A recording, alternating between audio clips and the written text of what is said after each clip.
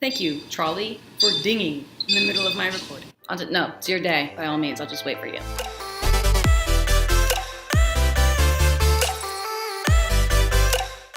What's up, storytellers? Welcome to another edition of Free Content Idea Friday, where I take your suggestions for a business or business type and share some of my insights about what kind of stories you can be telling and the kind of content you can create.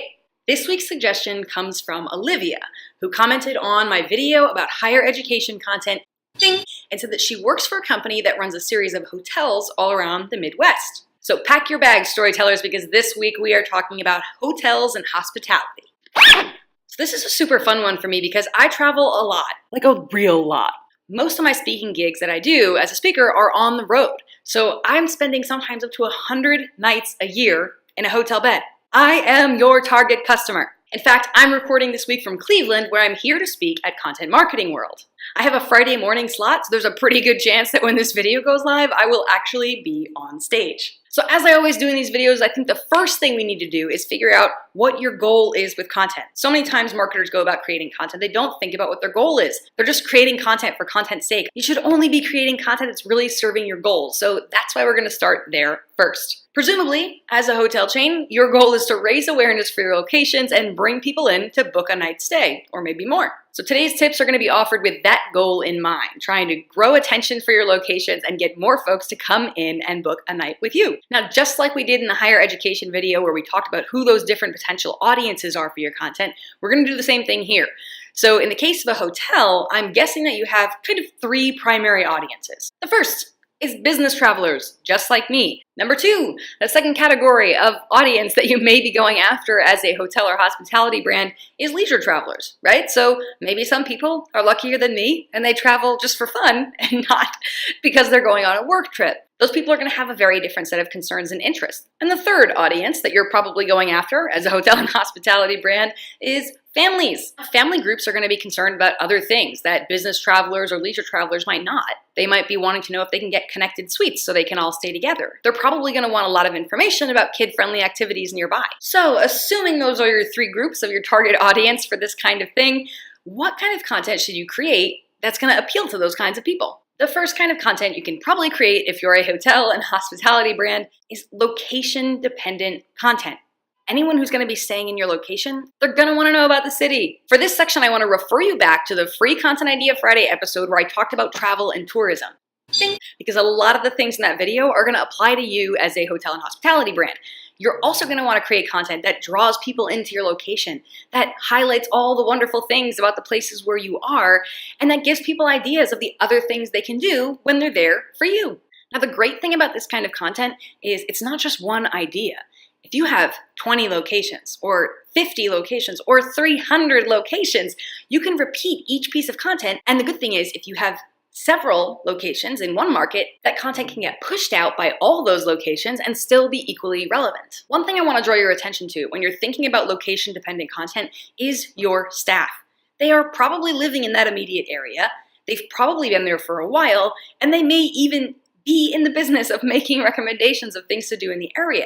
So this is a great opportunity for you to highlight your staff, your friendly staff, your concierge, your chef. Here's some examples. Maybe you talk to your concierge and you ask them to create several different lists that showcase the recommendations they would make of things to do in the area. Places nearby with Wi-Fi that are good for working to help attract your business travelers. Family-friendly activities that are within walking distance, the aquarium, the zoo, the ballpark. Maybe they can talk about the history of the location and some of the local landmarks that might be worth visiting. They might even be able to help you connect with individuals at each of those local attractions to create individual pieces of content about all those different places. Have the chef who works in your kitchen or at your hotel restaurant talk about locally sourced ingredients, about how they came up with recipes that are inspired by local figures or places. You might have them give recommendations of other restaurants that are nearby that are worth having a visit to while you're in town. Regardless of whether people are traveling for business, for leisure, or with their family, they are traveling. Picking a mode of transportation, they're packing their bags, and they're hitting the road. What that means is you can create content that appeals to all three of those audiences by focusing on traveling as a topic itself. This is a great place to do instructional and service-based content. In journalism, what we call service-based content is anything that's not necessarily dependent on the news cycle, but helps your reader do something. You know all of your customers and potential customers are going to be traveling, so they're going to have questions, they're going to have challenges, and you can create content that makes that whole process easier. If you're a solution for them as they're planning their travel, you're also a solution for them when they're booking their travel. Now, there are a lot of phases to planning and going on a trip, and that means that there's a lot of different subtopics that you can create travel content around. The first stage, of course, is deciding or consideration. They're going to be looking into different things in the area, maybe deciding what city they're going to, deciding where they're going to stay. So you can create service content that helps them make those decisions. What are the great things about your city? What are the reasons to visit there? What are the things you can do there? Here's some examples. Why Tucson is the perfect escape on a budget. 10 reasons to have your family reunion in Chicago. Why Nashville is the perfect place for your bachelor party. The next phase of any trip is packing. We all have to pack. So creating packing-related content, again, appeals to all three of these groups. You can make a list of suggestions of your favorite suitcases and noise-canceling headphones and comfy travel clothes to help make that whole process easier for them. You can talk about the things that are most often forgotten when people stay at a hotel. You can make a list of the things people don't have to pack because they're staying with you, all the amenities you provide. And if you have any sort of program that gives or lends items to your guests that they may have forgotten, this is a perfect place to talk about that and help save them the stress of forgetting something. The next phase is the travel itself. There's a lot of things you can do here. Talk about which airlines have hubs at your local airport and are the easiest ways to get to you. You can even give them tips on how to get through TSA faster. The next phase, once they land, is getting to the hotel. I can't tell you how many times as a business traveler I have landed in a location and realized I have no idea how to get to my hotel or my venue. I went up frantically Googling whether Uber is there or banned, whether Lyft operates or is banned, if there's a train or a bus or a shuttle that's going to get me there.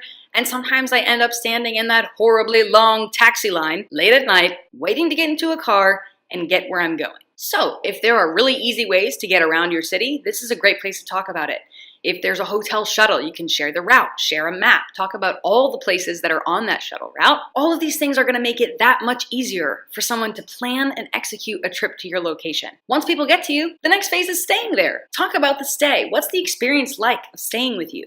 This is a great place for that content we talked about before, highlighting your location. That location-based content is going to feed into the deciding phase, but also into the staying phase. This is a chance for you to talk to your active guests, people who are in your hotel. You can provide content that makes their stay more enjoyable, that makes them make the most of their time with you, and overall just makes it easier to choose you again next time. Now, the important thing to remember is all those ideas that we just talked through can be adapted for each of the specific audience types that you're after. The ways that a business traveler may want to get to your hotel are probably different than a family. So create variations of all of those content types appealing to the different audiences that you may have. In the video I mentioned before about travel and tourism, I talked about the fact that you can identify common locations that people visit you from.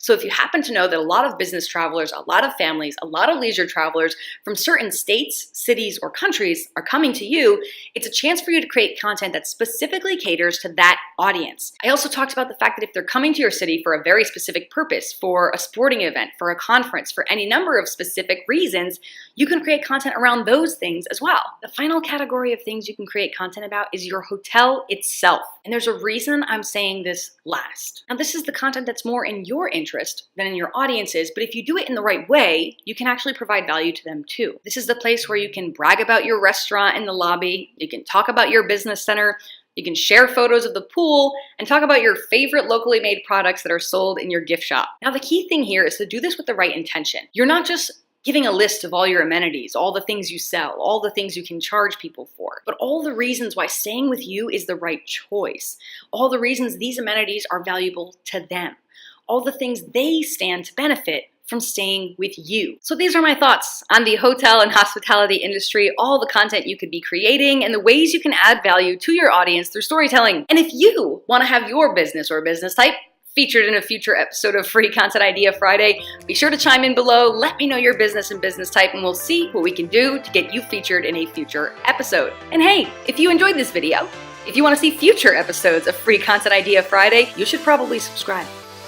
Thanks again for joining me this week, and I will see you in a future episode of Free Content Idea Friday.